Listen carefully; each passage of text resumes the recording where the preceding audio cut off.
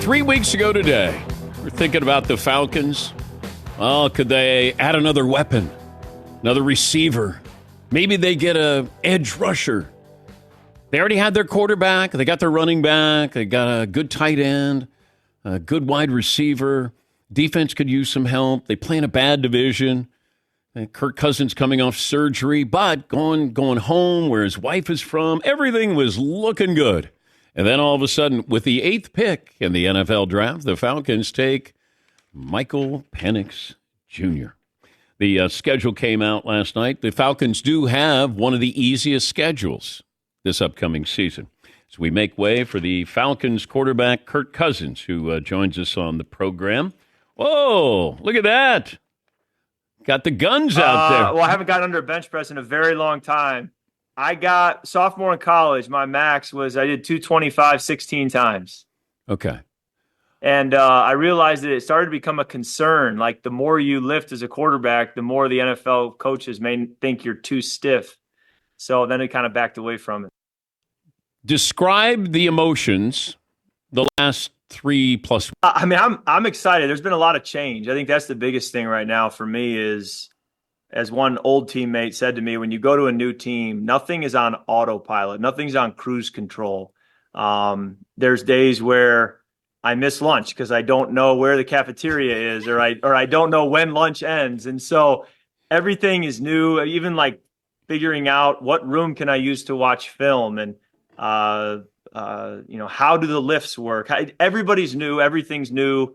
And so there's a lot of unknown, and you're starting to settle in, but a lot of change. And that's part of what you sign up for. I did it going from Washington, Minnesota, and now again coming to Atlanta. Okay, but 3 weeks ago, how were your spirits?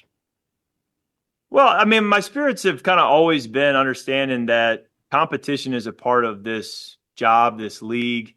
I go back to my story, and you know my story quite a bit, Dan, but in high school, I commit to Michigan State, and a few weeks later, Mark D'Antonio calls me to tell me that Nick Foles is going to be offered a scholarship as well.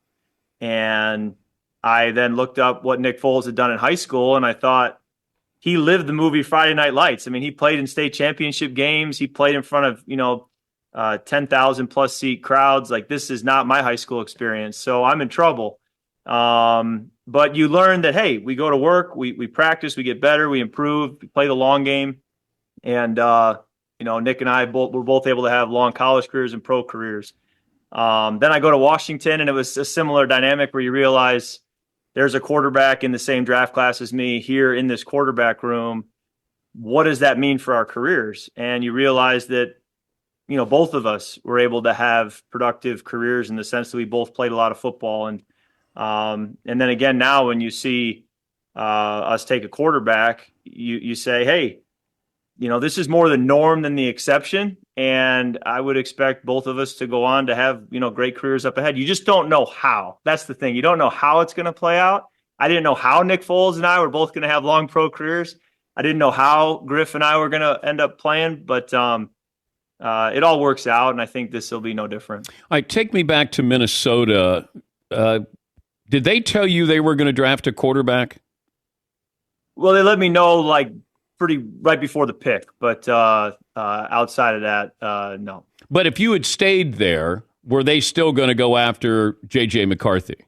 Oh, I'm sorry. Sorry, you were saying Minnesota. I was talking about Falcons. Yeah. I'm trying to remember the conversations. So much of it was through my agent. No, it was very gray. It was very, we don't know what we're going to do. And speaking with Kevin O'Connell, who was always, very communicative with me. It was, we're not sure. He said, if we bring you back, we'd love to use the draft picks on defense. But you understand nobody really knows in March what they're going to do in late April. But if you had known, if I gave you a do-over, Minnesota's going to take J.J. McCarthy, and Atlanta's going to take Michael Penix.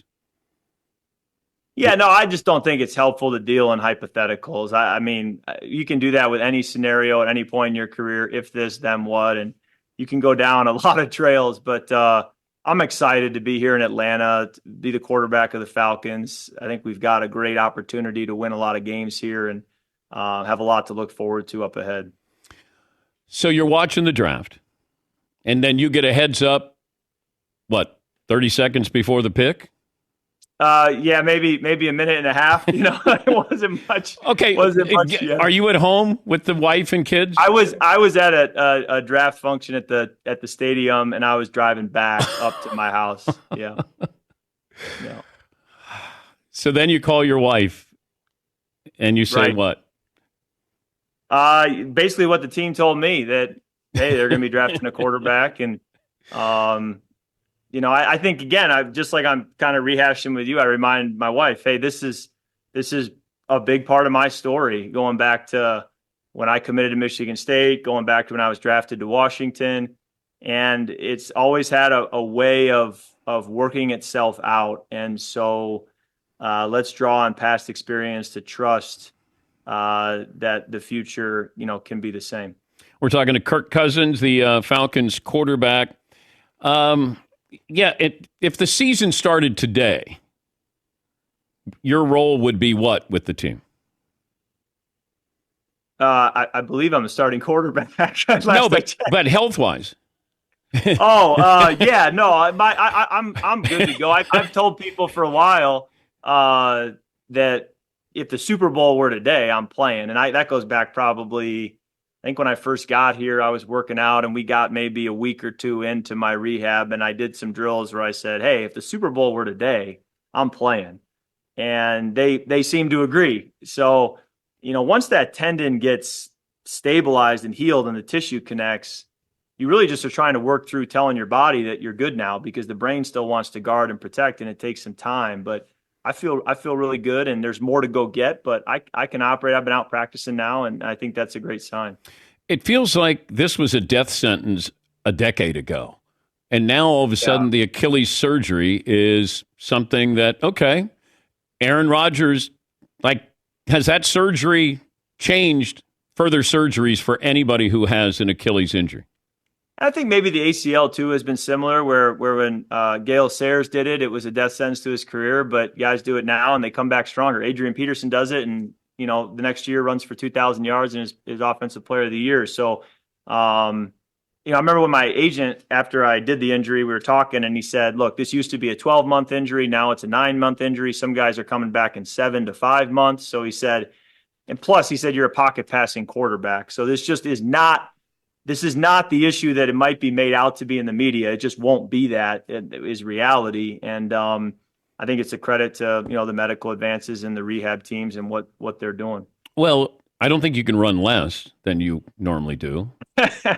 Right? Yeah, I have never been a scrambling quarterback, so it shouldn't really change the way I play, even if I were to not heal fully, which I expect to.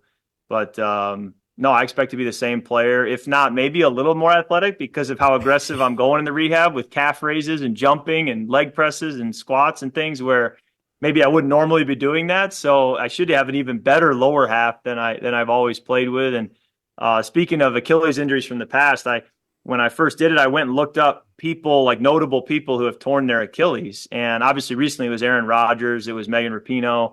But I realized there were some names going way back, obviously Dan Marino, but Judi Dench, the actress and dancer, she tore her Achilles. Brad Pitt, Russell Crowe, George Clooney all tore their Achilles. Al Gore tore his Achilles. So I realized there's a lot of people who accomplish great things post Achilles tear. So I feel like I'm in good company. Did you reach out to George Clooney or Brad Pitt or Judi Dench? Well, I reached out to Rodgers, and I know Rodgers has a little bit bigger platform than me, right? So I said, hey, Aaron, I said, maybe during Super Bowl week or something, we have an Achilles tear summit in Vegas where we get all the heavy hitters together who have torn their Achilles. And I think with your contacts out there in California, we can make something happen.